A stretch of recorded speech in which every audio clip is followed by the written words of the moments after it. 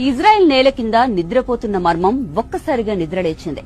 5500 ఏళ్ల చరిత్ర గానమది. ఇజ్రాయెల్ దక్షిణం వైపు టెల్లవీవ్ నుంచి దూరంగా ఉన్న నేల కింద దాగి ఉన్న రహస్యం గురించే ఇప్పుడు ప్రపంచమంతా చర్చించుకుంటోంది. శిథిలాల రూపంలో ఒక పురాతన కర్మాగారం కనిపించింది. ఇది సాధారణ స్థలం కాదు. ఇది కనానీయుల ఆచూకీని చూపించే మొదటి సాక్ష్యం. ఇక్కడ పొడవైన ఫ్లింట్ కత్తులు లభించాయి. భూగర్భ గుహలు రహస్యంగా విస్తరించాయి. మట్టి ఇటుకలతో గోడలు నిలిచి ఉన్నాయి. కొంత నిల్వకు, కొంత నివాసానికి, కొంత పూజకు రూపం దాల్చాయి. ఇదే కవానీయుల ప్రాణమని బైబిల్ గతంలోనే చెప్పింది. ఈ కర్మాగారంలో కనబడినవి సాధారణ రాళ్లేం కాదు. ఇవి పెద్ద ఫ్లింట్ కోర్లు.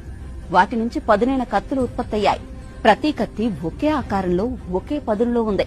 వారు ఉపయోగించిన సాంకేతికత ఆశ్చర్యపరిచేలా చేసింది. ఒక రకమైన క్రేన్ లాంటి పరికరంతో రాళ్లపై ఒత్తిడి తెచ్చి కత్తులను చెక్కినట్టు తెలిసింది.